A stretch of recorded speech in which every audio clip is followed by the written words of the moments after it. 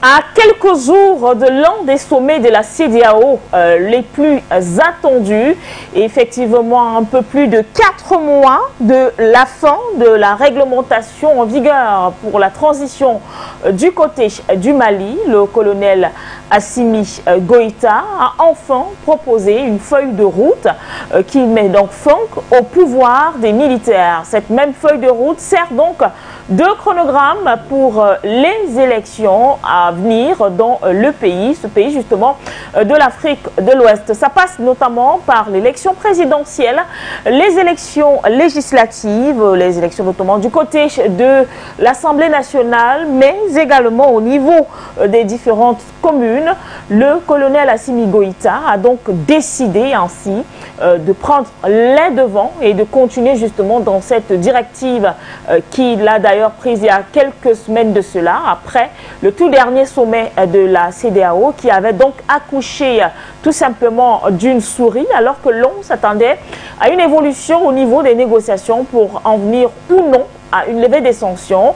La CEDEAO n'a donc rien fait et le lendemain justement de ce dernier sommet, le colonel Assimi Goïta a donc décidé de fixer à 24 mois le délai de la transition. Et donc, dans le même sillage encore, il est revenu le 28 juin, c'est-à-dire hier, mardi 28 juin, avec bien sûr le chronogramme des élections qui a donc été présenté aux différents membres des partis politiques, mais également de la société civile. Mais on va quand même le dire, ce premier calendrier pour les élections de Mali a donc été discuté. C'était lors d'une réunion justement tenue hier mardi au centre de formation des collectivités territoriales du côté de Bamako. Et donc tout au long de cette émission, vous aurez bien sûr la quintessence de ce chronogramme des élections. Mais seulement, on s'interroge aujourd'hui avec bien sûr cette autre sortie du gouvernement malien.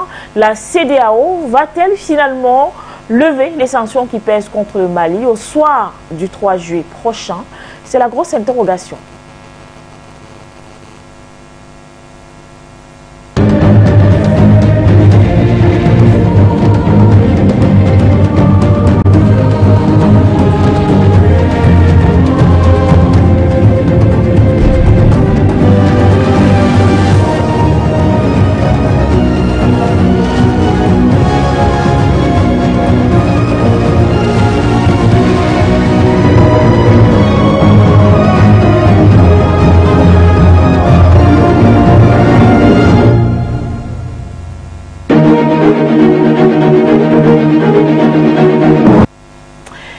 Mesdames, Messieurs, bonsoir, bienvenue sur For You Télévision, bienvenue à cette édition, le point sur l'actualité qui aujourd'hui nous conduit du côté du Mali où un chronogramme des élections est d'ores et déjà connu et validé même par les différentes classes politiques de ce pays de l'Afrique de l'Ouest, mais également par les membres de la société civile. Un chronogramme qui a donc été détaillé et présenté justement hier du côté bien sûr du Mali, mais également le colonel Assimi Goïta a proposé cette feuille de route à l'endroit justement de ce chronogramme qui met donc fin au pouvoir des militaires, et ce justement à partir de 2024. Et donc à la suite bien évidemment de ces nouvelles qui sonnent plutôt bien pour l'avancée des choses notamment politiques et institutionnelles et même constitutionnelles du côté du Mali. La question qui reste posée aujourd'hui est de savoir si la CEDEAO finira alors par tenir parole, parce que on le sait très bien, ces décisions qui viennent d'être prises par le colonel Assimi Goïta faisaient justement partie des exigences, enfin pas des exigences, mais faisaient notamment partie de quelques points que la CEDEAO avait donc soulevés pour essayer de trouver un consensus.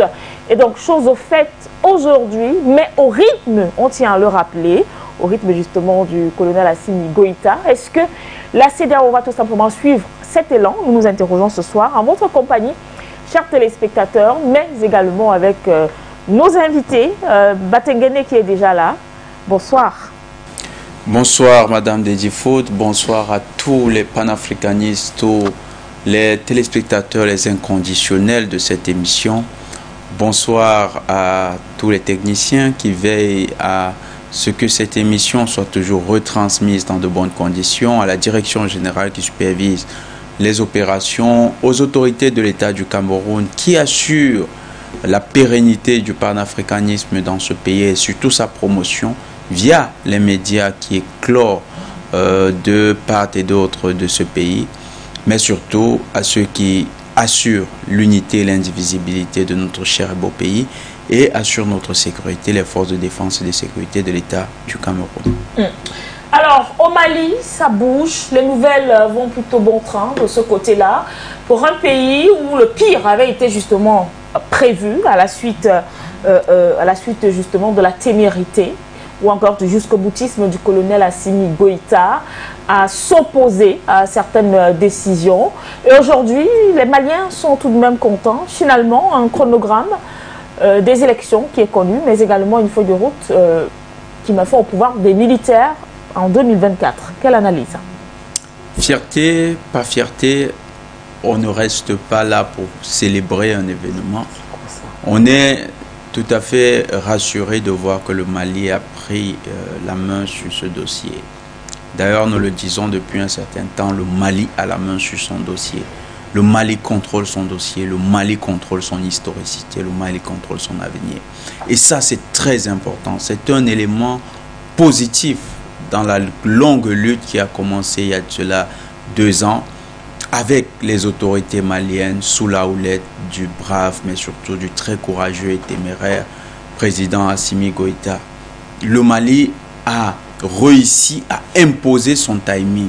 On se souvient que lorsqu'en février 2000, en novembre 2021, la feuille de route avait été adoptée, la CEDEAO, la France avaient tempesté, les Nations Unies avaient crié au hold-up et avaient demandé à ce que les colonels de Bamako revoient leur feuille de route.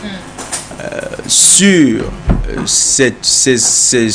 cette pression, ils ont quand même convoqué à nouveau le peuple. Et en février 2022, ils ont adopté un chronogramme. 24 mois. Et les 24 mois, ils ont donné pour priorité la sécurisation du pays, mais surtout l'organisation des élections à l'horizon 2024. Aujourd'hui, la CEDEAO entérine ce plan. C'est un point positif pour les Maliens. C'est la preuve que... Est-ce que la CEDEAO l'a entériné? Je pense que ce sera décidé le 3 juillet. Non, la CEDEAO va s'y aligner parce qu'il n'y a pas de... Il n'y a pas grand-chose à y modifier. Sauf que c'est 24 mois, alors que la CEDEAO proposait un délai moins que 24 mois. La CEDEAO se pliera, vous verrez, Madame Ndedi. Si vous le dites. La CEDEAO est perdue dans ce dossier. La CEDEAO est larguée. C'est une CEDEAO aux abois, d'ailleurs, face à un Mali qui avance. Désormais, les enjeux du Mali, ce n'est plus dans la CEDEAO. Les enjeux du Mali, c'est face à la France, c'est face aux États-Unis, c'est face aux grandes puissances. La CEDEAO, c'est désormais un problème secondaire pour le Mali. D'ailleurs, vous savez que les Maliens sont en train de réfléchir sur la sortie de cette organisation et les Maliens de plus en plus se comportent comme si la CEDEAO c'était un problème du passé. Donc la CEDEAO va devoir s'y arrimer et c'est un bel échec qu'il faut saluer pour le président Ouattara, le président Bazoum, le président Boari, le président ghanéen Akufo-Addo. Tous ces 4, ils sont désormais, comme on dit au Cameroun, dans la sauce.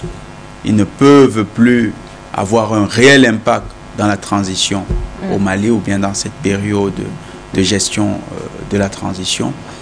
Ils ne peuvent plus imposer l'agenda de la France au Mali. La France elle-même est désormais toute petite. C'est un véritable nain géopolitique, s'il faut emprunter à notre frère Delphin Mouipondo. C'est devenu le nain géopolitique qui, face au Mali, désormais est en train de subir plutôt que d'agir. Vous savez, en passant, les Maliens ont tellement dépassé les Français, que désormais les Français n'agissent plus déguisés. Ils agissent par eux-mêmes. Même dans les attentats, c'est eux qui sont en première ligne. Il y a cette vidéo qui circule, qui est devenue virale, de ce combattant qui retrace son parcours de collaboration avec les Français dans le cadre des attentats au Mali. Donc, clairement, les Français sont dévisagés, ils ont perdu ce dossier, ils sont aux abois. Et dans la réunion de l'OTAN tout à l'heure, qui a eu lieu en Espagne, ils n'étaient plus un acteur principal. Vous imaginez, la France était considérée comme une puissance mineure de l'OTAN. Cette France a tout perdu. Cette France a perdu le Mali. Cette France a perdu sa voix. Cette France elle-même est perdue. Et le Mali est en train de revenir dans la course. Le Mali est revenu sur la scène internationale. Le Mali a son dossier, son avenir à main. Ce sera entériné par la CEDEAO parce que la CEDEAO n'a pas d'autre choix.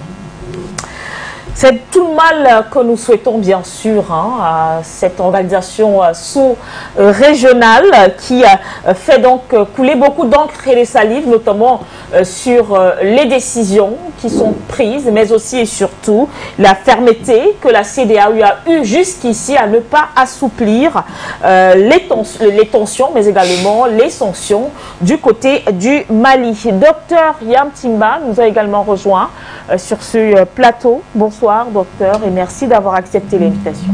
C'est moi qui vous remercie, Madame Lydie. Alors, au Mali, ça va super bien, on peut le dire ainsi, du moment où les populations ont toujours apporté leur soutien au gouvernement de transition. Mais cette fois-ci, il n'y a que les partis politiques, la société civile sont tous d'accord avec le chronogramme des élections qui leur a été proposé après étude hier mardi justement au centre de formation institutionnelle de Bamako. Ça ne pourra aller que de mieux en mieux pour le Mali, tant que la ligne et les orientations qui ont été données sont suivies et restent la trajectoire que tout le monde respecte.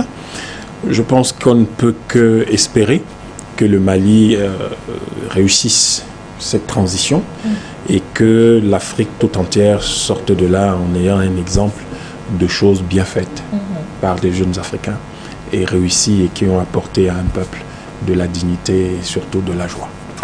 Alors, il se trouve aujourd'hui qu'il y a un facteur que l'on appelle la CEDEAO qui, depuis le début justement de cette, on ne va pas appeler ça crise politique, mais depuis justement le début de la chute de l'ancien président malien et depuis effectivement le sommet du 9 janvier, le sommet fatidique qui a donc assommé le Mali de plusieurs sanctions économiques.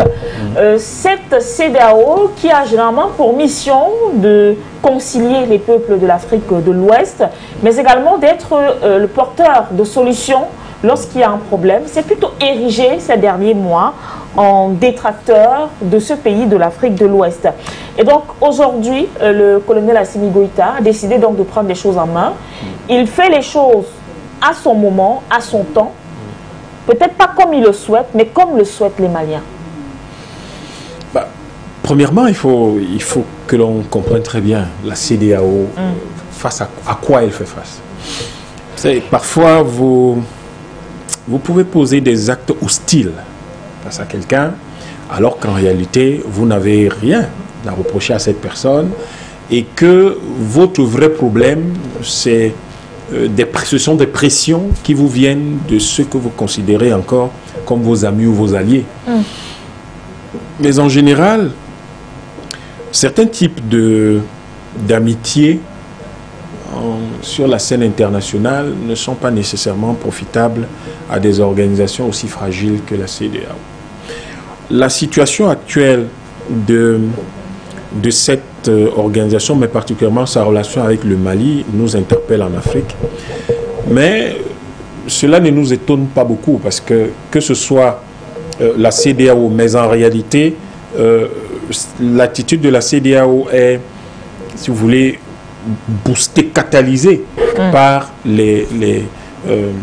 essentiellement les leaders de l'UEMOA Et cette attitude de l'UEMOA contre un de ses membres, parce qu'il est d'abord membre de l'UEMOA avant d'être membre de la CEDEAO, eh bien, nous rappelle curieusement l'attitude, par exemple, de l'UMAC, de la CEMAC, contre la Centrafrique. Quand on regarde, naturellement, par exemple, des questions du bitcoin et de la monnaie, cette monnaie que la Centrafrique a adoptée, alors qu'il y a un article qui demande, qui donne à la BEAC le rôle de conciliation des politiques nationales, des politiques monétaires, eh bien, on a plutôt vu la BEAC se lever et prendre un bâton, sortir on ne sait trop d'où, et commencer à taper la Centrafrique. C'est exactement ce qui se passe avec l'UEMOA. Au fond, la CEDEAO, les autres pays de la CEDEAO sont entraînés par ce courant-là, avec un certain nombre de présidents francophiles qui portent le message et qui sont tenus dans les raies d'un certain nombre de compromissions ésotériques. Mais en fait, le Mali n'a pas besoin de toujours répondre. Et vous avez constaté que le Mali ne répond pas toujours à l'hostilité, par l'hostilité. Le Mali ne répond d'ailleurs ni par l'hostilité, ni par de la violence, mais le Mali essaie de faire comprendre et de faire accepter son point de vue. Patiemment, avec courtoisie, en prenant la peine d'expliquer et de bien faire comprendre ce qu'il veut. C'est une attitude assez rare en Afrique où on a tendance à exploser, à crier. Mais le Mali n'est pas dupe et le Mali sait très bien que ce n'est pas la CEDEAO. Vous savez, moi, mon père faisait la chasse quand j'étais petit. Il dit toujours, moi, je suis un homme de terroir. Et il nous racontait souvent cette sagesse. Il nous disait, vous savez, la plupart du temps, quand le gibier, qu'est-ce que le gibier dit au chien? Tu aboies, tu aboies, tu aboies, mais c'est pas toi qui me fait peur. Et en réalité, c'est pas toi qui me préoccupe, mais c'est celui qui est derrière toi avec le fusil qui me préoccupe. Donc, ce n'est pas la CEDEAO qui préoccupe le Mali. En fait, la CEDEAO peut aboyer autant qu'elle veut, ça ne préoccupe pas vraiment le Mali. Mais c'est ce qui se cache derrière, c'est-à-dire les intérêts de l'OTAN, les intérêts de la France, c'est ça qui préoccupe le Mali. Comment gérer ces intérêts-là tout en s'assurant ou dans le but même d'amener cette gestion de ces intérêts-là à permettre au Mali d'atteindre, quoi qu'il en coûte, quoi qu'il arrive, les objectifs qu'il s'est fixés. Voilà en réalité l'attitude du Mali. Et le Mali sait que la CEDEAO, ce ne sont pas les chefs d'État. Parce que c'est chaque fois qu'on réduit ces organisations sous-régionales aux chefs d'État qu'on oublie très vite que il y a des chefs de village, des chefs de clan qui sont au Niger, mais dont les sujets ou les membres sont au Mali. Qu'il y a des clans et des tribus dont les chefs sont au Mali, mais dont les membres sont au Burkina, etc., etc. Donc en fait, le Mali essaie de gérer tout cela en préservant ses équilibres culturels et civilisationnels qui n'ont rien à voir avec la géopolitique internationale, mais qui ont permis au Mali, en fait, d'atténuer l'impact des sanctions qui ont été imposées par la CEDEAO. Parce que pendant qu'à Accra, les chefs d'État crient, signent des grandes notes, font de grandes déclarations, les Burkinabés font du commerce avec les Maliens, les Nigériens font du commerce avec les Maliens, les Algériens font du commerce. Bref, tout ce monde-là fait du commerce avec le Mali parce que c'est les gens du même village.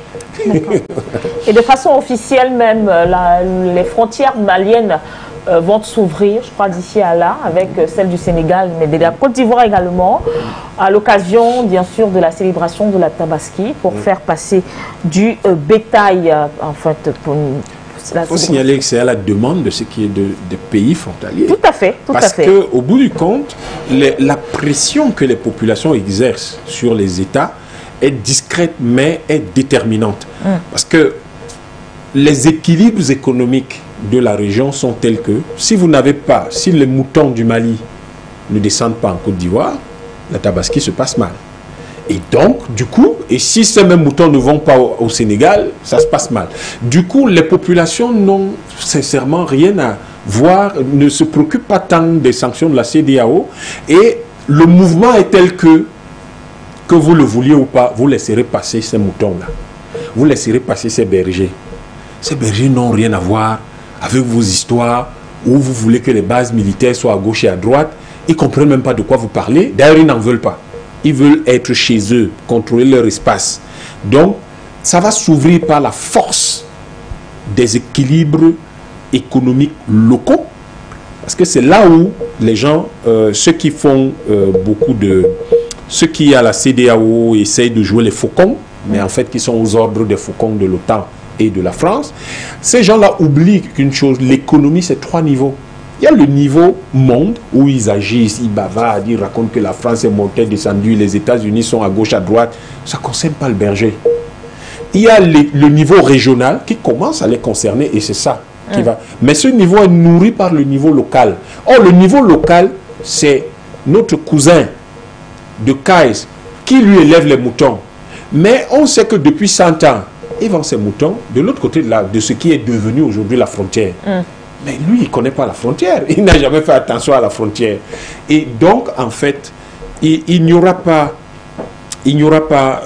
d'autre solution que d'ouvrir cette frontière. Parce que si vous arrêtez le cousin qui s'en va vendre ces moutons-là pour la Tabaski, vous pouvez être sûr que ce ne sera plus une affaire d'État, mais ça va devenir une affaire humaine.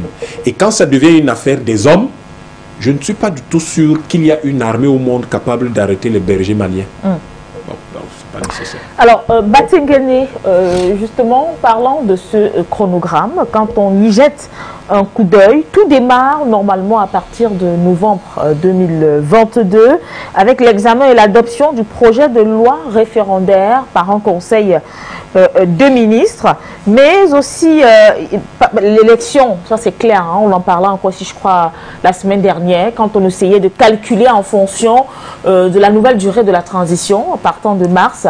On avait tablé également pour mars 2024. Sauf que là, les élections sont censées se tenir en février 2024, quand on s'en tient justement au chronogramme. Donc un temps qui serait peut-être assez suffisant aux potentiels candidats déjà de commencer à affûter leurs armes. Tout à fait, tout à fait. Les potentiels candidats vont se préparer et on sait que beaucoup vont commencer à consulter au sein de leurs appareils politiques. Là où il y a encore assez de concurrence, on va essayer d'organiser des primaires pour dégager le candidat. Là où c'est la structure du parti avec un leader emblématique, on va essayer de resserrer les rangs, d'aller convaincre les bases politiques. Donc, il y aura ce travail qui sera fait. Mais ça sera aussi un temps qui sera très décisif parce que, Madame Dédi, il y a un problème au Mali, le terrorisme. Terrorisme alimenté par la France.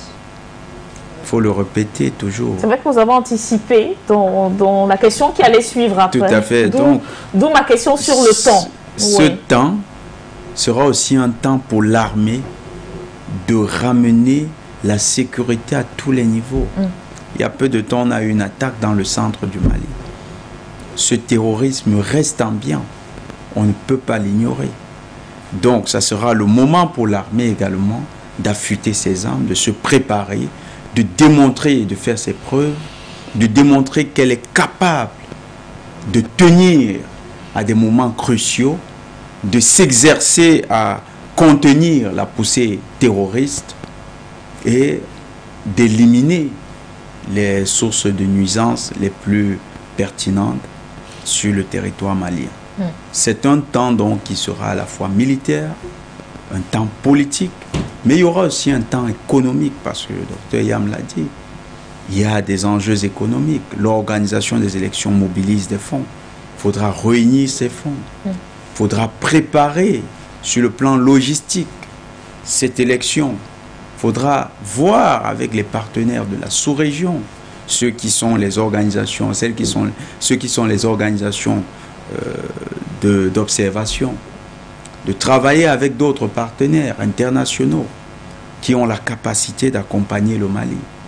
De voir également avec les partenaires nationaux qui ont l'expertise de structurer autour de l'organisme qui organise les élections, de structurer une équipe qui soit capable de véritablement tenir ce processus. Donc le temps, c'est un élément fort et les Maliens ont commencé au bon moment.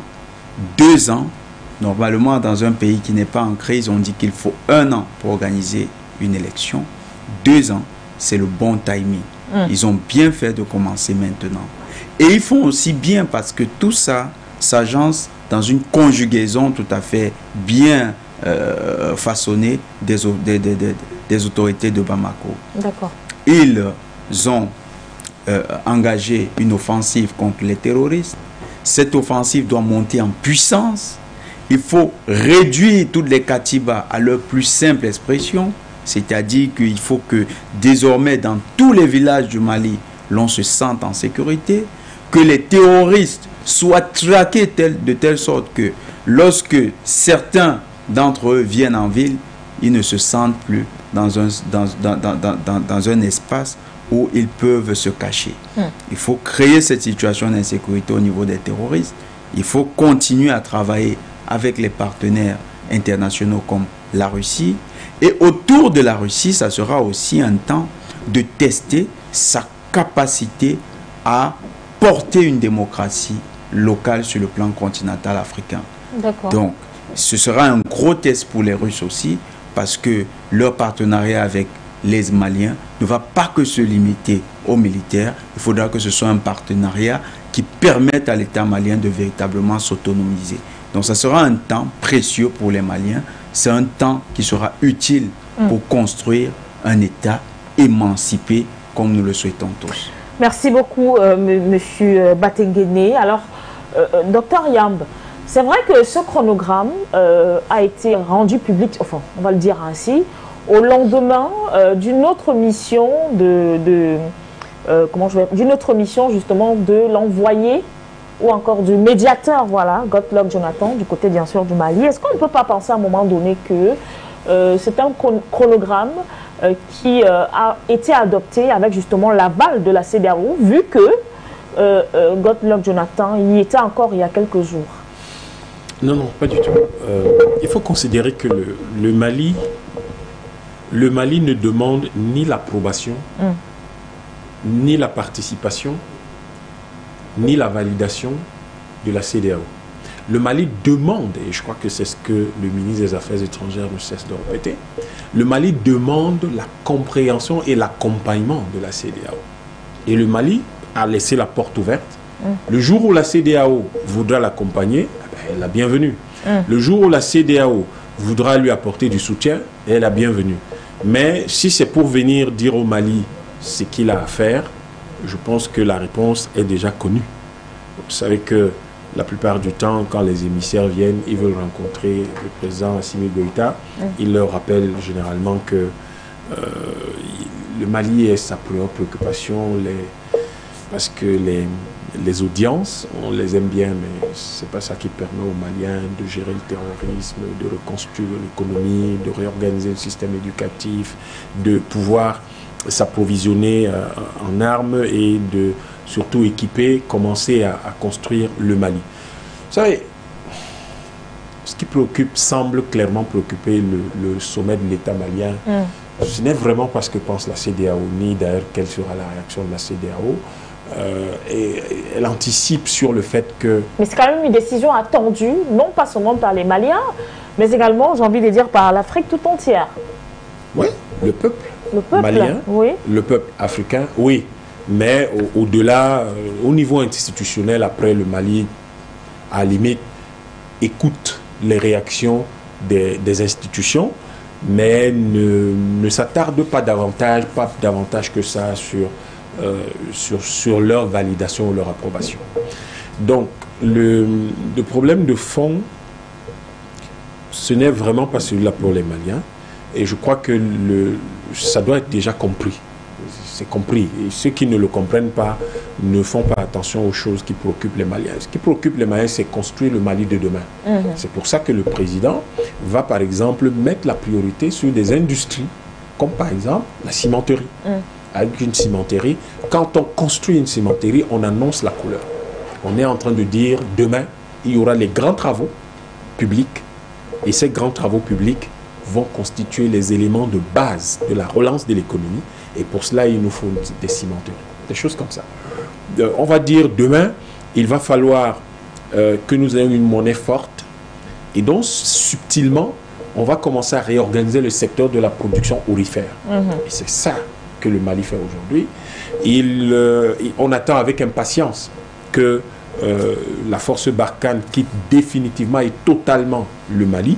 Et vous voyez que la dernière base qui a été libérée et occupée par les Russes, c'est parce que, en même temps, lorsque la base de, je crois, Ménac a été libérée, eh bien, on a très vite accusé les Maliens et les Russes d'avoir commis un génocide. On disait qu'on a trouvé un charnier, ce qui était une curiosité. Vous quittez une base deux jours avant, et 2 jours après, vous quittez une base et après 2 jours, vous estimez que les gens, il y a un charnier. Vous avez quand même une capacité d'information extraordinaire, alors que vous avez passé plus de 10 ans là, et les terroristes, vous ne savez jamais où vous êtes. Bon, bref, non. Le président Goodluck Jonathan, je pense même que c'est une grosse déception dans le cadre de la gestion du dossier malien, parce qu'on aurait attendu que l'ancien président de l'État le plus important de la CEDEAO rappelle à tout le monde quelle est l'importance d'être rigoureux en matière de gestion des intérêts communautaires. Bon, mais on ne le voit pas. Et c'est quelque chose qui interpelle sur les accointances, les compromissions, les points de vue de nos dirigeants, et ça nous amène à nous demander, mais comment peut-on avoir dirigé le Nigeria et ne pas, dans le cas du dossier malien, mettre en avant uniquement l'intérêt du peuple malien? Comment peut-on avoir été un très haut fonctionnaire du temps où était quand même déjà un très haut fonctionnaire, Goodluck Jonathan, dans les fins des années 90, quand on a constitué le COMOG? Comment lui, qui sait ce qu'a été le COMOG, va au Mali pour demander aux Maliens d'organiser une élection en 6 mois, alors que plus de la moitié de leur territoire est miné? Non, même pas. Est de facto déclaré comme un territoire français. Puisqu'on a vu le président français accueillir un président malien dans le nord, alors que les Maliens n'avaient même pas le droit d'y aller. Et Assimi Goïta a subi cette affaire-là. Au cours d'une mission, il a été rabroué en lui disant qu'il n'a pas le droit d'aller sur une partie du territoire malien. Et donc, du coup, vous vous demandez, mais pour qui roulent toutes ces organisations sous-régionales, pour qui roulent ces dirigeants africains? Donc, en fait, il est arrivé au Mali, mais comme vous avez pu le constater, ou comme vous avez pu le subodorer, je pense que, j'ai envie de dire, entre Lagos, Bamako, il a tellement fait de voyages ces derniers mois, mais sans toutefois rentrer à Accra avec justement la solution, ou encore sans toutefois rentrer satisfait de ce qu'ils avaient prévu justement pour le Mali. Parce qu'on se rend bien compte aujourd'hui que le Mali fait les choses à son heure, à son temps, et surtout quand c'est bien pour les Maliens. Alors, nous allons partir au standard avec, je crois, Delphin. Bonsoir. Bonsoir, ma chère Linda Ndedi. Je remercie une fois de plus la maison Forum Media de m'accueillir à la maison. Et je n'oublie pas de saluer les invités, mon cher aîné Dominique Yam, ainsi que mon frère Batengene. Je crois que ce sont les seuls invités. J'ai pris l'émission en cours, donc je m'excuse si j'oublie des gens. Et je vais tout de suite rebondir sur les propos de monsieur Yamb. Effectivement, nous sommes arrivés à un moment où nous ne devons plus laisser qui que ce soit nous dicter notre façon de fonctionner sur nos continents. Si la CEDEAO veut un jour s'amender et mieux collaborer avec nos frères et sœurs du Mali, pourquoi pas? Avant le Mali, le Burundi a clairement fait comprendre à l'Union africaine qu'il n'y aurait pas d'intervention de l'Union africaine au Burundi sans l'accord de Gitega. J'en profite encore une fois pour rendre hommage à la mémoire de l'ex-président Déby qui, à l'époque, nous avait soutenus. Donc, je suis heureux de voir que Bamako agit de même aujourd'hui. Bamako doit fixer sa façon de fonctionner. Et les frères et sœurs qui veulent l'aider, le Sénégal ou autres, sont les bienvenus. Mais le Mali doit avoir le dernier mot. Et aujourd'hui, avec la coopération militaire, notamment avec la Russie et l'Algérie, les autorités du Mali ont les bras libres pour faire cela. Et je rebondis aussi sur le propos de Batengene. Là aussi, il a raison. Aujourd'hui, la coopération russo-malienne est tout à fait capable de sortir du domaine militaire. Maintenant, nous pourrions voir effectivement une coopération d'un point de vue énergétique. Gazprom est tout à fait disposé à travailler dans ce sens. Gazprom le fait déjà du côté du Tchad, pourquoi pas au Mali. Je pense que nous sommes vraiment dans une bonne dynamique. Simplement, il faut que les autorités, bien sûr, du Mali, que ce soit M. Diop ou ses collaborateurs, notre papa Choguel Maïga, maintiennent la cadence. Le plus urgent était de neutraliser le nain géopolitique qu'est l'Élysée. Il faudra garder un œil sur celui-ci, mais pour ma part, les choses semblent plutôt en bonne voie. Vous savez tous que je déteste faire de l'ingérence poussée. Donc si les Maliens estiment que ce calendrier est opportun, moi je n'ai rien à ajouter. Mais simplement, il faut que nous les encouragions, notamment d'un point de vue sécuritaire, et c'est ce que nous faisons ici. Donc je vais m'arrêter ici et passer la parole à d'autres. For You Media, allons de l'avant. Merci beaucoup à vous, Delphine, de nous avoir appelés. Le standard reste ouvert pour justement les différentes contributions de nos auditeurs, de nos téléspectateurs, j'allais dire, mais également auditeurs, parce que du côté bien sûr de la 96.3 également, vous pouvez suivre cette émission en fréquence, mais également avec l'application For You Radio. Et donc, de retour sur le plateau en attendant effectivement d'être rejoint par d'autres téléspectateurs. Alors, Batengene, nous avons un téléspectateur en ligne. Bonsoir, mon cher Kouteledi. Bonsoir à l'ensemble des téléspectateurs et d'auditeurs de For You, ainsi que votre brave régie technique. Bonsoir, M. Batengene, ainsi que à son co-panaliste. Permettez-moi, mon cher Kouteledi, d'aborder autrement la thématique. Et disons que la décision d'interdire le transit des marchandises maliennes, ou encore la nécessité d'attendre les levées de sanctions de la CEDEAO, est tellement grossière, selon moi, qu'il est insensé de la commenter ou de la débattre. Certes, je respecte la thématique, mais sur ce coup-ci, je botte en touche. Toutefois, la CEDEAO et ses maîtres doivent reconnaître que la guerre des sanctions a échoué, ainsi que les tentatives de Macron pour étrangler le commerce malien. C'est vrai qu'il y a cet acharnement qui était et qui continue à être toujours visible de bout en bout sur le pouvoir central malien. Néanmoins, moi je pense que tactiquement, c'est de leur part une erreur.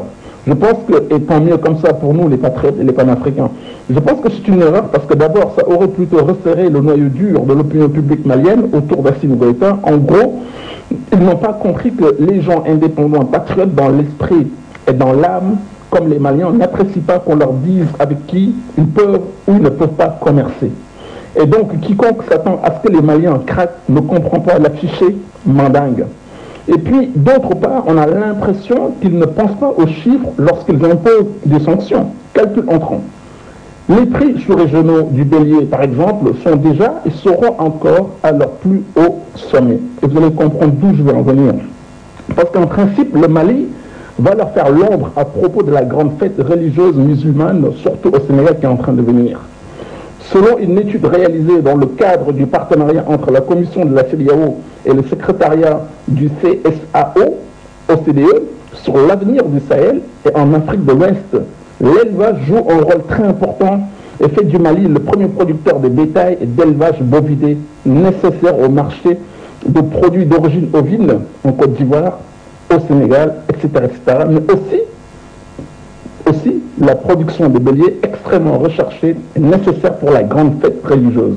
Et aussi, par cette même étude, le Mali assure près du tiers de la production bovine dans le bassin central, Burkina Faso, Niger, Côte d'Ivoire, Ghana et Togo, tant pour les bovins que pour les caprins. Donc, je termine là-dessus. Les efforts de l'Occident pour isoler le Mali échouent, tout simplement, parce qu'ils n'impliquent aucune attention aux intérêts et les besoins du reste de la communauté de la sous-région. En réalité, pour un pays comme le Sénégal à 95% musulmans, d'obédience musulmane, la facture de l'embargo malien risque d'être à la fois très salée et peut-être insurrectionnelle. Pourquoi? Parce que simplement la demande de bélier sur le marché sera grotesquement élevée par rapport à l'offre. Cela dit, je vous rappelle que cet embargo a cristallisé déjà une colère incroyable à propos des produits bovins typiquement au Sénégal, chose que vous savez certainement, ma chère sœur, et que j'ai apprise de la part de mes cousins au Sénégal. Donc, y greffer, y ajouter le manque de bélier nécessaire à la grande fête musulmane, eh bien, tout cela risque d'être la goutte d'eau qui fait déborder le vase. Alors, Assimi Goïta et son état-major ont la force tranquille avec eux, et que la CEDEAO et ses maîtres devront bientôt accepter la réalité. La guerre est perdue avec leurs sanctions à la noix. Merci, belle fin d'émission, à bientôt, ciao. Merci beaucoup à vous, Lamine Diop, de nous avoir appelés. Le standard reste ouvert, mais en attendant, effectivement, de prendre d'autres téléspectateurs, nous revenons donc à cette thématique qui voilà, nous réunit ici ce soir, le 3 juillet, une date tant attendue, non seulement par les Maliens, le peuple africain également. Alors, la question aujourd'hui est de savoir si après, justement, est-ce qu'on peut considérer, je vais commencer par là, peut-on considérer toute cette démarche faite par le gouvernement malien comme une preuve des efforts pour retrouver un temps soit peu une sérénité avec la CEDEAO? Parce que jusqu'ici, les tensions étaient vraiment montées d'un cran. Non, pas de CEDEAO dans cette affaire. CEDEAO est larguée. La CEDEAO, c'est une organisation qui est de côté dans le plan. Non, je le dis parce que depuis le chronogramme, la sortie du chronogramme et la promulgation justement de la nouvelle loi, il y en a qui pensent, qui estiment qu'en fait le Mali a fait profil bas. Est-ce que vous êtes d'accord? Non, je ne suis pas d'accord avec cette version. Le Mali n'a pas fait profil bas. Le Mali a adopté sa transition. La CEDEAO avait des réserves. Ils avaient leur date, ils avaient leur agenda. Je vous rassure que, Madame Dédié, si on avait adopté l'agenda, si les Maliens avaient adopté l'agenda de la CEDEAO, ce serait tout autre chose. Si c'était préoccupé de cet agenda, est-ce que vous savez que la CEDEAO leur avait dit on peut même mettre de côté la durée de la transition? Maintenant, on s'appuie sur un seul élément. C'est la coopération avec la Russie. Voilà ce qui était visé par la CEDEAO. Donc, la question de la durée de la transition était devenue secondaire. Ça, c'est les dernières discussions avec la CEDEAO. La CEDEAO, ce n'est pas la durée de la transition. Peut-être l'équipe de la CEDEAO qui était pro-Mali, c'est-à-dire tous ceux qui sentaient que pour des raisons économiques, ils sont dans une situation difficile, c'est-à-dire le Togo, le Burkina Faso, Côte d'Ivoire. Non, pas la Côte d'Ivoire. Côte d'Ivoire n'a pas posé ses réclamations. Il y a le Togo particulièrement qui a posé ses réclamations. Il y a le Bénin qui a posé ses réclamations. Et d'ailleurs, le président togolais a eu des problèmes particuliers avec le président ghanéen, si bien que se murmure que le président ghanéen aurait fait appel au président Macron pour arbitrer, pour trancher. C'est le président Macron qui aurait bloqué les dernières encore le président discussions. Macron. Oui, c'est Macron. Mais aujourd'hui, il est tout petit. Cette histoire, ça a été réglé sans eux. Les Maliens se sont assis sur leur propre dossier. Ils ont discuté entre eux. Ils ont dit, bon, trouvons des éléments raisonnables. Parce que, quoi qu'on dise, il y a quelques Maliens, quoique manipulés, ces Maliens ont émis des réserves sur la durée de la transition. Et le président Assimi Goïta, dans sa volonté d'écouter toutes les parties au Mali, a ouvert les portes à toutes ces différentes tendances. Et il a certainement, avec le Conseil national de transition, vous savez que le Conseil national de transition, c'est l'organe qui légifère comme étant l'Assemblée nationale, ils ont trouvé un consensus autour de la durée de la transition. C'est un agenda malien Ça, il faut que les gens le sachent. Ce n'est pas un agenda qui visait à faire plaisir à la CEDEAO. La CEDEAO n'avait plus comme problème la durée de la transition. Le seul problème de la CEDEAO, et d'ailleurs on sait pourquoi, parce qu'elle est pilotée, moi je dirais pas comme le docteur Yam, il est un peu tendre avec cette organisation, elle n'existe plus. C'est l'OTAN qui dirige à la place de la CEDEAO. La CEDEAO, c'est un peu comme un Zelensky de l'Afrique, c'est-à-dire quelqu'un qui est manipulé de derrière par l'OTAN et qui finalement n'a en fait que la continuité visible de l'OTAN. L'OTAN a manipulé la CEDEAO à partir de la France, des États-Unis. On voulait que la CEDEAO soit l'organe qui va chasser la Russie du Mali. Ce n'est pas le cas. Les Maliens n'ont même plus mis ce dossier à l'ordre du jour, dont la CEDEAO, c'est échec total. Monsieur Akufo-Addo, à l'heure où nous parlons, certainement en train de se retourner dans son lit dans tous les sens, parce qu'il se dit, voilà un échec qu'il est en train de vivre sur le plan sous-régional. Monsieur Ouattara, certainement, lui ne met même plus sa télé, parce que ce genre d'informations, ça lui donne des migraines. On ne parlera pas de monsieur Bazoum, qui certainement, lui, n'a plus l'information sur le Mali. Donc, ces gens-là, ils ont connu un échec, et cet échec, il faut qu'ils l'assument. Maintenant, il faut être fier et redonner aux Maliens tout le mérite qu'ils ont. Ils ont réussi entre eux à adopter une feuille de route et à la rendre viable. Maintenant, c'est le temps de l'implémentation qui reste à observer. Alors, au standard, monsieur Abou, depuis la France, bonsoir. Bonsoir. Oui, je salue tout le monde sur votre plateau. Merci. Je ne vais pas être long. J'aurais deux questions par rapport à la CEDEAO. J'aimerais savoir à peu près à combien s'élève la contribution des Européens dans la CEDEAO et combien il faudrait pour faire tourner cette CEDEAO, justement. Parce que c'est pas possible pendant tout ce temps-là que ces gens-là s'imposent. Ils veulent s'imposer, dire que non, il faut qu'on finance votre CEDEAO, s'imposer. Mais aujourd'hui, c'est plus possible, ça. Avec tous les pays, chaque pays peut mettre un petit peu et faire tourner la CEDEAO. Voilà, merci. Merci beaucoup à vous, monsieur Abou, de nous avoir appelé depuis la France.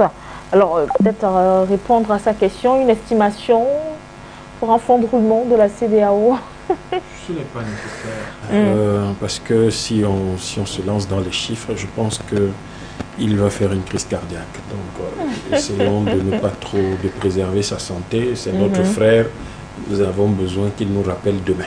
D'accord. La chose que nous pouvons lui dire, simplement, c'est que le problème de la CEDEAO va au-delà de l'argent. Ce n'est pas parce que la CEDEAO n'a pas d'argent qu'elle se comporte comme elle se comporte, parce qu'au fond, l'OTAN n'apporte rien à ces États. Ça n'apporte pas davantage même de ressources à ces présidents-là, à titre personnel. Ça ne leur apporte pas davantage d'argent. Ce sont des compromissions qui sont parfois au-delà de ce type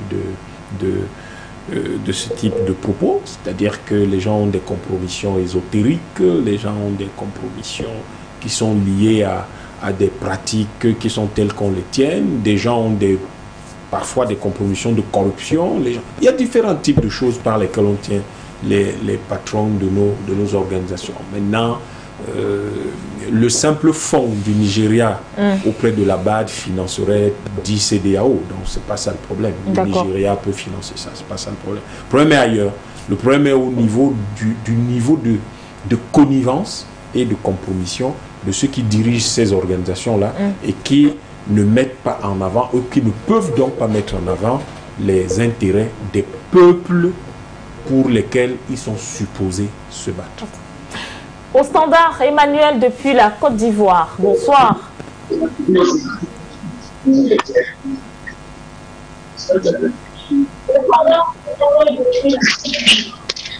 Bonsoir, Emmanuel.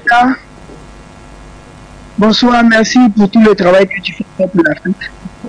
Avec nous sommes rassurés que l'Afrique ira de la France. Linda,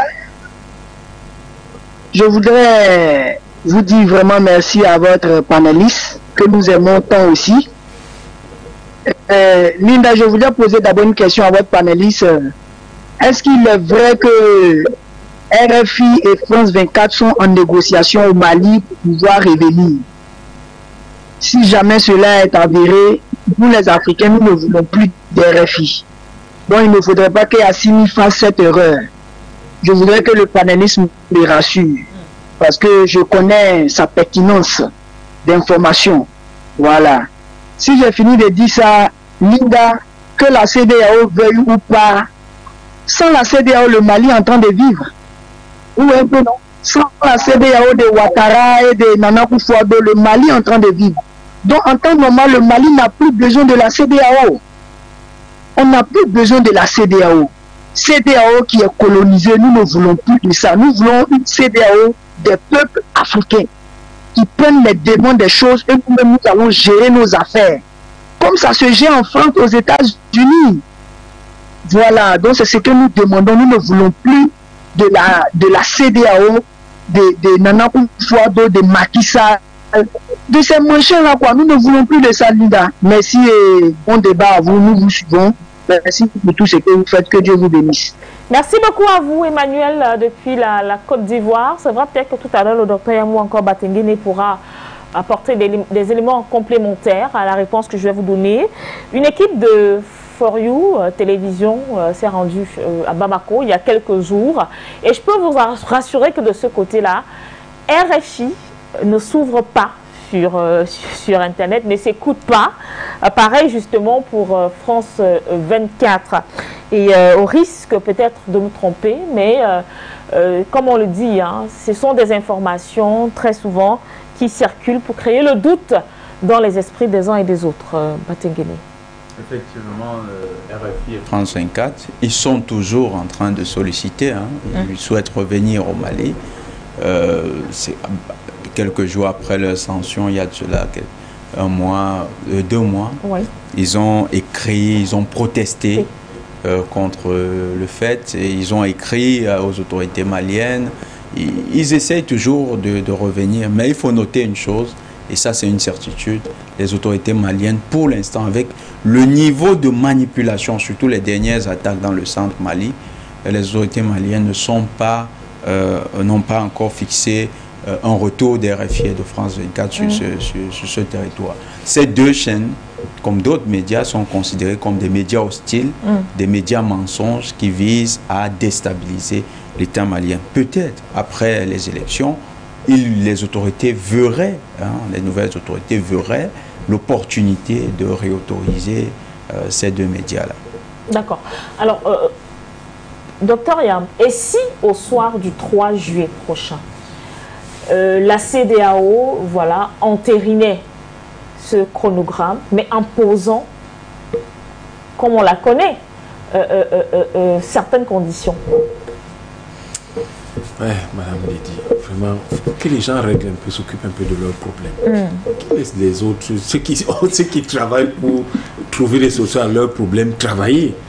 Mais la CEDEAO a beaucoup de problèmes. Mais cette CEDEAO était là quand tu es les Maliens, il y a bien le... Serval est venu pourquoi?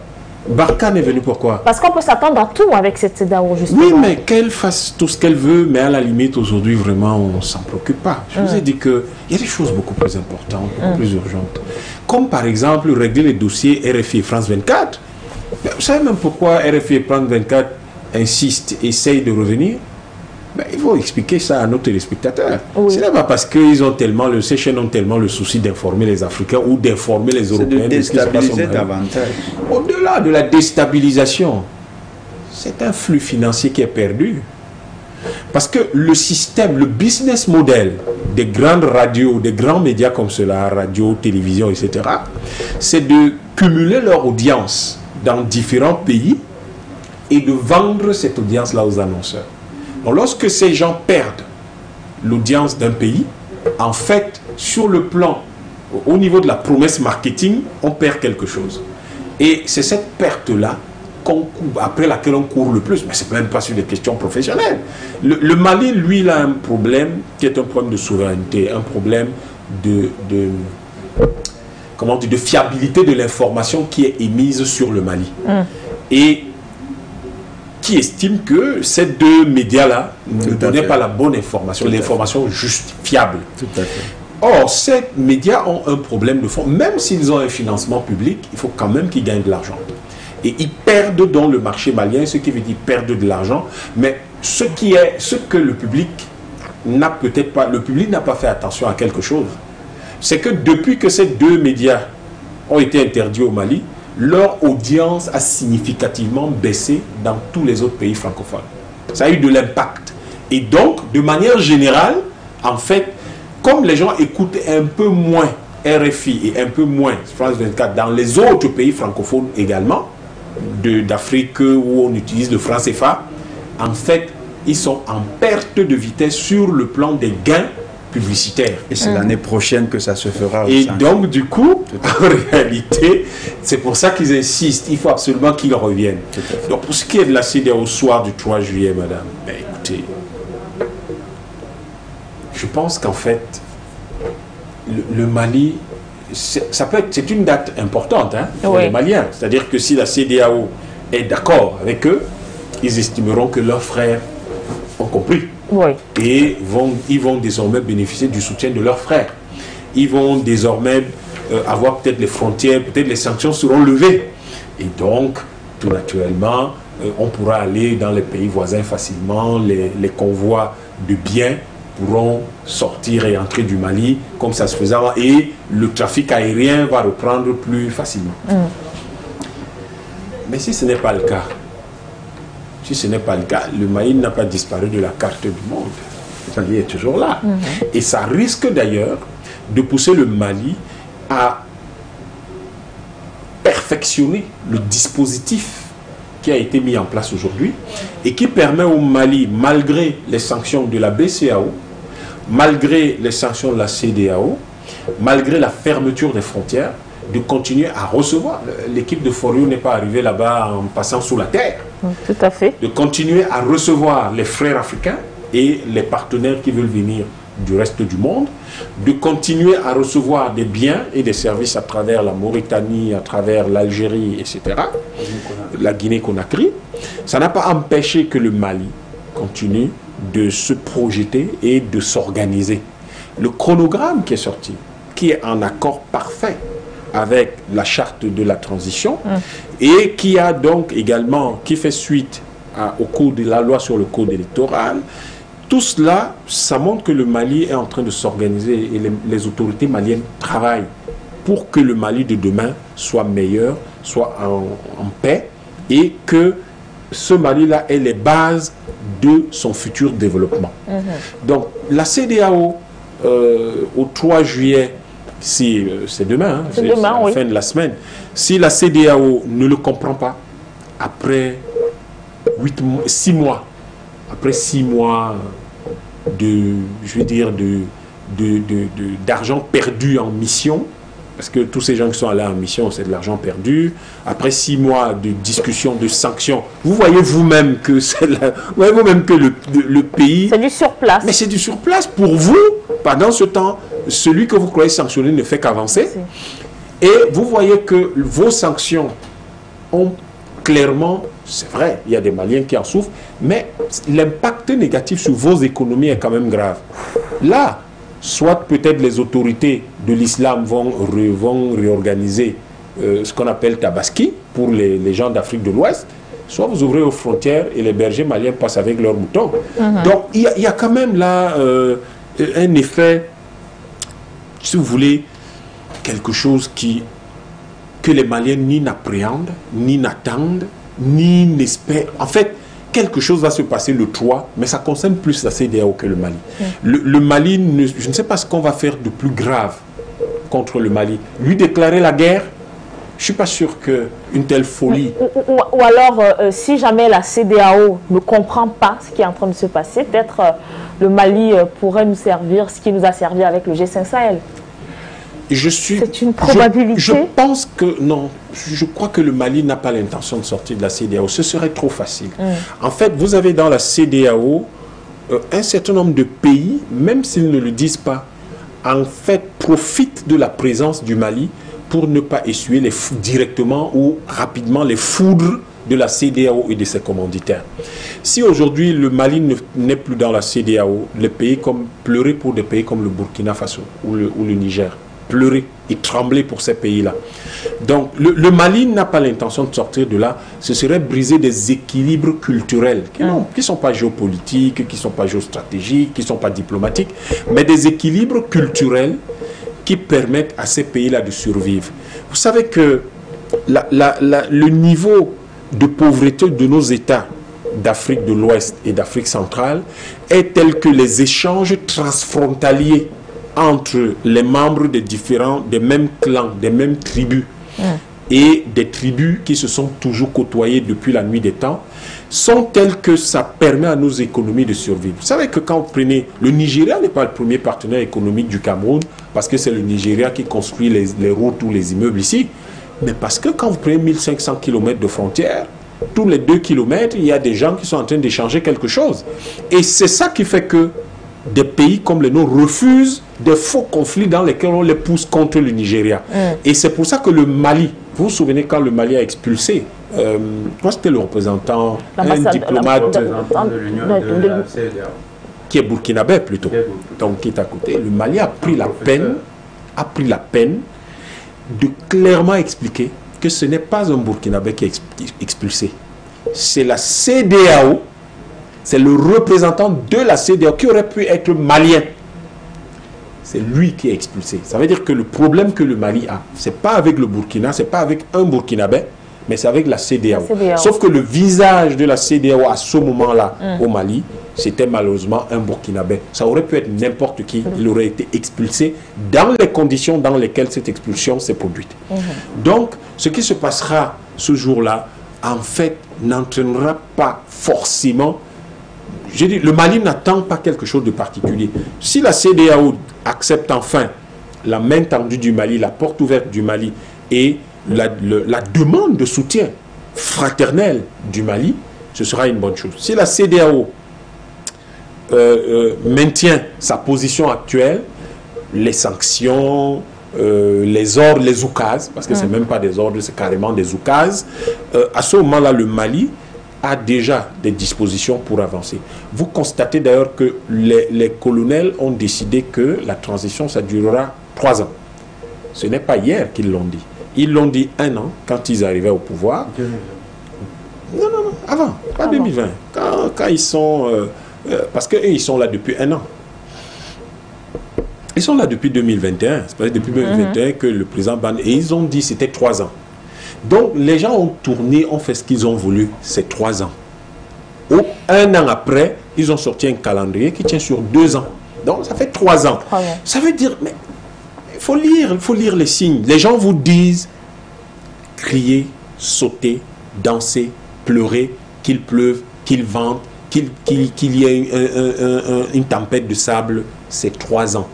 Ça veut dire qu'en fait, ils ne vous écoutent tout simplement pas. Et ils estiment qu'ils n'ont pas à vous écouter parce que les intérêts de leur peuple sont au-dessus de toutes les considérations que vous pouvez avancer. Et tant que vos considérations s'opposeront aux intérêts de leur peuple, les intérêts de leur peuple seront la seule chose qu'ils prendront en considération. Comment il faut leur dire ça? Il faut leur parler en bambara. Peut-être que le gouvernement malien devrait leur envoyer une lettre en bambara, ils vont peut-être comprendre.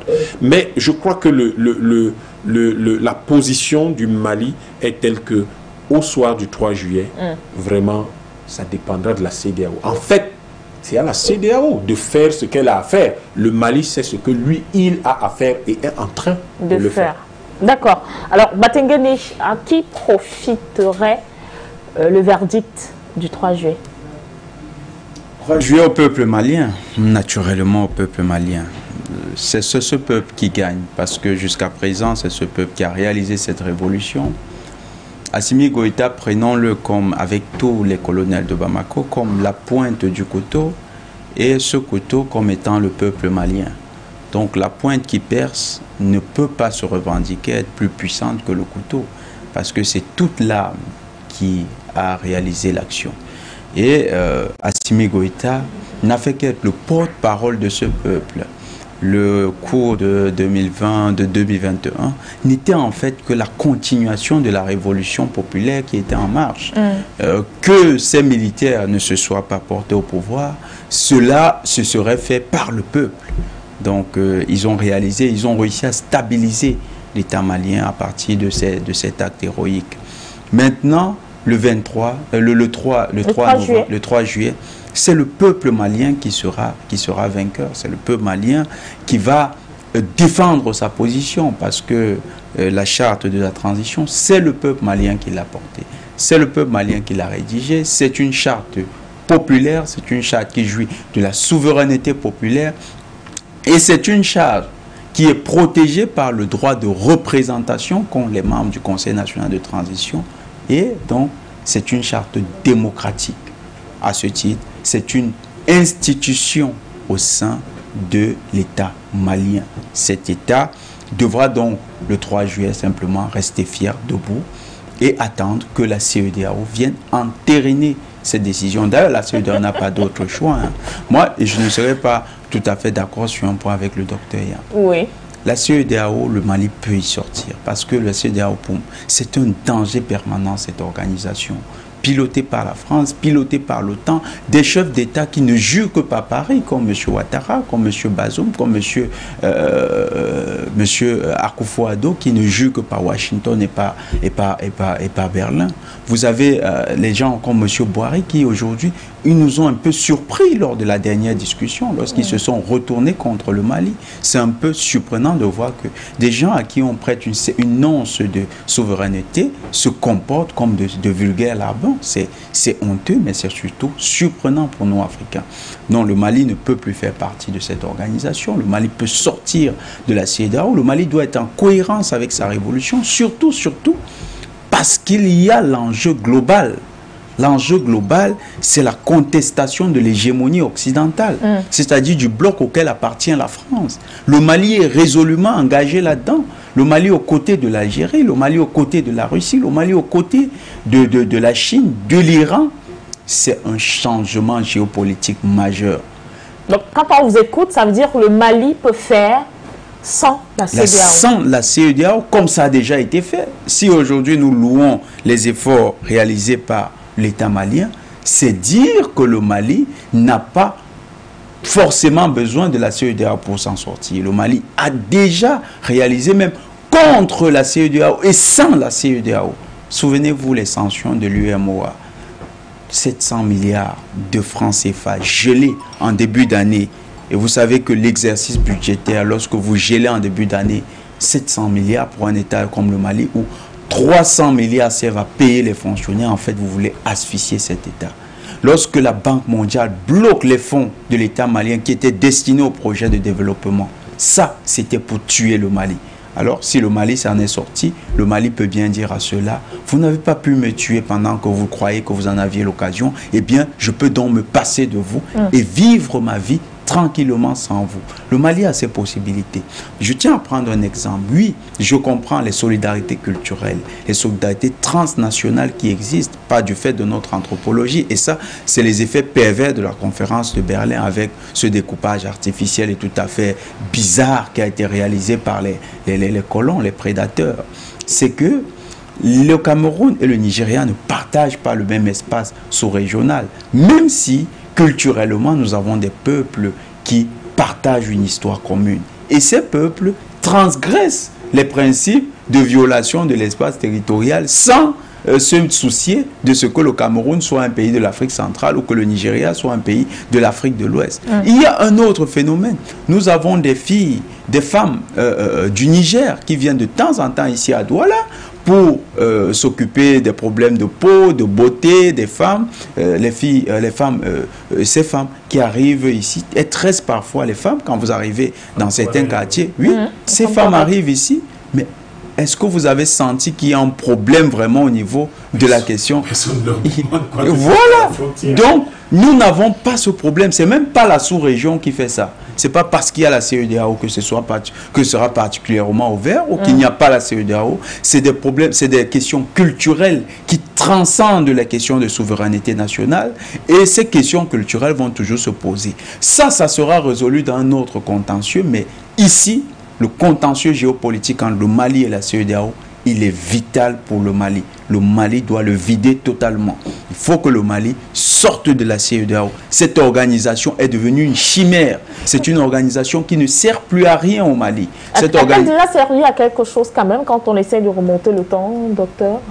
Je pense que ça a servi. Je voudrais parler de l'ECOMOG en 1995 pour régler le problème sierra-léonais, pour ne prendre que ce qui est le plus intéressant. Ça a servi quand on a lancé le projet de l'ECO, la monnaie de encore que l'ECOMOG a été aussi un échec, hein, docteur. Tout comme l'ECO. Tout comme l'ECO. Non, on peut pas les mettre sur le même plan. L'ECOMOG a permis, qu'on le veuille ou pas, de régler le problème sierra-léonais. Il a été réglé, donc on peut considérer que c'était le Nigeria tout seul. Non, c'est vrai que c'est pas le débat. Non, ce n'était pas. Non, ce n'était pas la force du Nigeria. C'était la force de la CEDEAO qui s'appuyait principalement sur le Nigeria. C'est normal, c'est le plus grand pays. C'est un peu comme lorsqu'on dit, on va faire, si vous voulez faire aujourd'hui une force de la CEMAC, il est évident que le Cameroun doit être le plus gros contributeur. C'est le pays le plus riche. La CEDEAO, non, le Mali n'a pas quitté la CEDEAO. Justement, on ne gagne pas une guerre géopolitique par la politique de la chaise vide. La guerre géopolitique se gagne par la présence. Chaque fois sur le plan géopolitique que vous laissez la chaise vide, les autres font asseoir quelqu'un d'autre. Et croyez-moi, ça devient toujours plus difficile lorsque si vous voulez retrouver une chaise. Pourquoi? Parce que la vie est faite de contingence. La vie n'est pas une ligne droite. Ce n'est pas un long fleuve tranquille. Un jour, vous aurez besoin de ces gens-là. Et il y a une chose ou deux fondamentales que nous devons toujours prendre en considération en Afrique lorsque nous parlons des questions politiques. C'est nos bases culturelles. C'est ça qu'on fait avec le nouveau monde géopolitique. Nous sommes arrivés qu'on est en train de construire avec les Chinois, les Iraniens. En une minute, je vais liquider la question. Peut-être qu'un jour, vous nous inviterez pour en parler. Pour en parler, tout à fait. La grande faiblesse de nos États, c'est justement de n'avoir pas des frontières qui sont le produit de notre histoire à nous. C'est le produit de décisions historiques qui sont venus de Berlin, mais qui n'ont pas été le produit de négociations entre nos peuples. Du coup, pour reconstruire l'Afrique de demain, et la reconstruire sur ses capacités historiques, il ne faut jamais laisser qui que ce soit détruire les dynamiques culturelles transfrontalières et transnationales aujourd'hui. Il faut plutôt les renforcer. Et le Mali sait qu'en les renforçant, ça lui permet de garder une place qui lui attire la sympathie des peuples. Et dans cette guerre géopolitique... Nous sommes tenus par le temps. Pas du tout, je finis rapidement. Pas du tout. La sympathie des peuples doit être active. Elle ne doit pas simplement être pour applaudir ou de la sympathie morale. Elle doit être active. Et c'est ces échanges-là qui permettent de soutenir de façon efficace et efficiente le Mali. Le deuxième aspect, nous ne devons pas laisser la rhétorique des chefs d'État prendre le pas sur les intérêts des peuples. Parce que les chefs d'État passent, les peuples restent. D'accord. Alors pour sortir, nous allons prendre un tout dernier téléspectateur, M. Saktounou. Bonsoir. Bonsoir Linda. Vous avez 1 minute et quelques secondes. Oui, les chefs d'État passent, les peuples restent. Merci Nyatimba, merci aussi à Jonathan. Et merci pour ce que vous faites il y a très longtemps et je ne suis plus connecté à vous, mais nous sommes connectés spirituellement. Alors, nous sommes dans un combat. Aujourd'hui, la France seule ne peut pas faire le combat, l'Amérique seule ne peut pas faire le combat. Alors, ils mettent devant l'OTAN qui fait rage partout. Comprenez ce système-là maintenant. Et c'est ce qu'ils veulent introduire encore en Afrique, alors que le chef d'État qui passe, comme vient de dire Nyatimba, sache qu'il passe, mais le peuple reste. Donc, toute décision qu'ils doivent prendre doivent être vraiment conformes aux décisions du peuple. Aujourd'hui, nous ne voulons plus l'OTAN et ses alliés, l'OTAN et ses composants en Afrique. La CEDEAO est pris en otage. Que les Akufo et ses consorts sachent que leur poche n'est pas la poche du peuple. Il n'ont qu'à beaucoup se méfier parce que le système a trop duré. Cette fois-ci, nous voulons que tout soit renouvelé. Que les Africains prennent possession de leur destinée, de leur destin. Que Dieu vous bénisse. Nous sommes en guerre. Merci beaucoup pour ce que vous faites. Merci. Merci beaucoup, Monsieur Sakpounou, pour votre participation. Merci également à vous, Dr Yam Batengene. Merci. Le plaisir est toujours renouvelé de vous avoir et de vous compter parmi nous. Chers téléspectateurs, on se dit à demain. Ne manquez pas, dans quelques petites minutes, la grande édition du Grand Journal sur For You Télévision. Bonsoir.